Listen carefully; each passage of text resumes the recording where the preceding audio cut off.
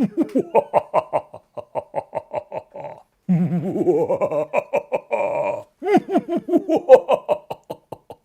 told me that it did a really good scary laugh.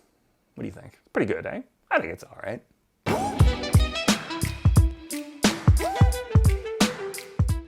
Hello, friends. How are you doing today? Welcome back, or if it's your first time, welcome. Enjoy your stay. Sorry, couldn't really help myself. So today I am talking about the movie Sinister. You may have seen some articles floating around on the interwebs calling it the scariest movie ever made. Now when I saw these articles floating around, I was like,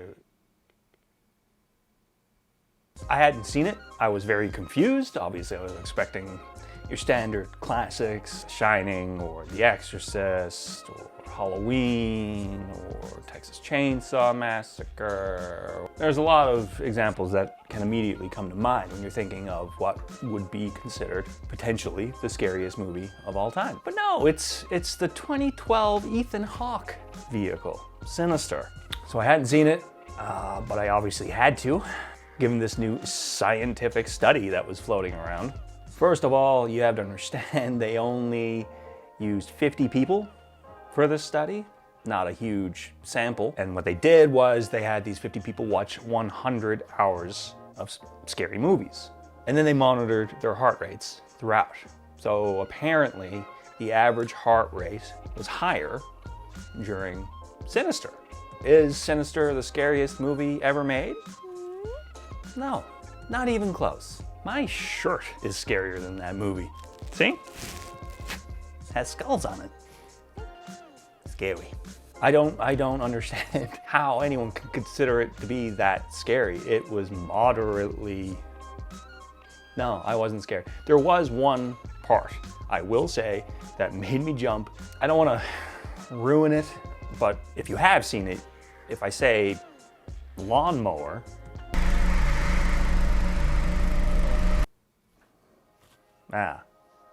that part got me. But again, it was just like really manipulative cinematography and editing and the jump scares and the sounds and sound design. That would scare the shit out of anyone, I would think. The rest of the movie, riddled with cliches, it was so similar to other movies, and horror isn't exactly known for its originality. Like one of my all-time favorite horror movies is The Conjuring, which isn't exactly the most original of premises, but it is so effective, so creepy, so tense, it's terrifying. Sinister, I was mostly distracted by how dark everything was. Who lit this movie? This movie was as hard to see as Christopher Nolan movies are hard to hear. Snap, I did go there. And don't give me that Dunkirk shit. If sound is the only thing you have going for your movie, you don't have a movie. People always talk about how cool the score was, and yeah, it was pretty cool.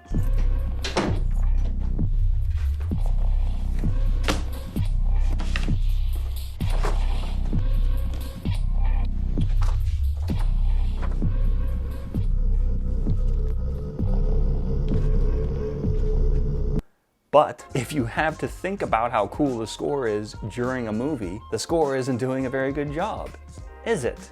A score is meant to immerse you into the movie, not pull you out of it because of how it didn't sound like a typical horror movie. And I found it distracting. Anyway, the score was interesting, but ultimately distracting. As far as the acting goes, you know, you got a couple of kids, they chugged out their lines fine.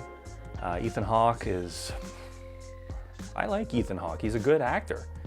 But this movie isn't about the acting. Now, is it? I found it entirely too similar to a couple of other movies. I was thinking about The Ring a lot, which it turns out one of the co-writers of Sinister had a nightmare after seeing The Ring, 2002, the remake. He had a nightmare after seeing The Ring, and that inspired him to write Sinister. And you can tell. Another movie it reminded me of was 8mm, which I haven't seen since it came out.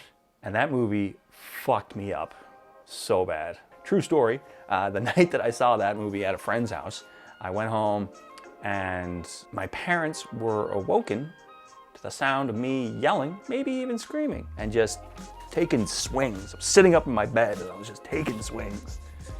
My mom said to my dad, go in there and wake him up. Dad said, I'm not going in there. Nor do I blame him. Anyway, I haven't watched 8mm since, but it isn't a supernatural movie as far as I remember, not even close, but it does have a lot to do with snuff film.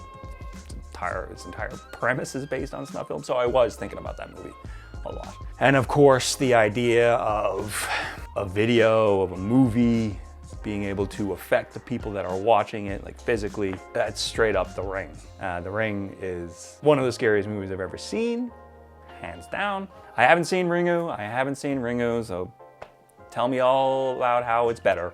But The Ring remake scared the shit out of me in 2002. I actually had to force myself to re-watch it when it came out on video, just so I could get the fuck over it.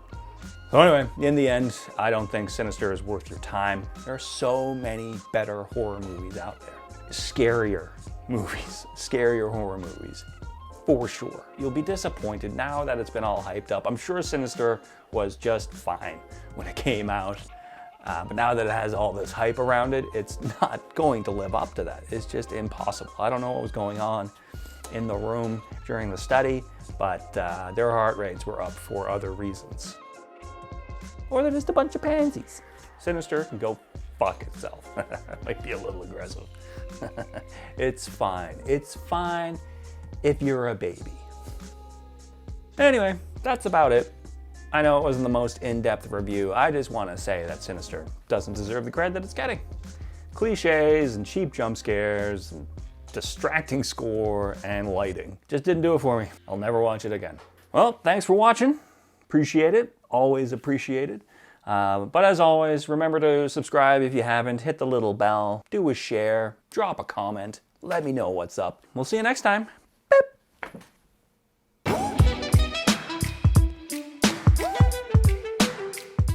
I shaved my beard. Well, I didn't shave it completely, but I buzzed it all the way down, didn't I? You think it's okay? I just got sick and tired of getting mask beard. Stupid masks fucking up all this glory that I used to have here. Anyway, feels cleaner. What do you think? Better? Worse? Worse? Better.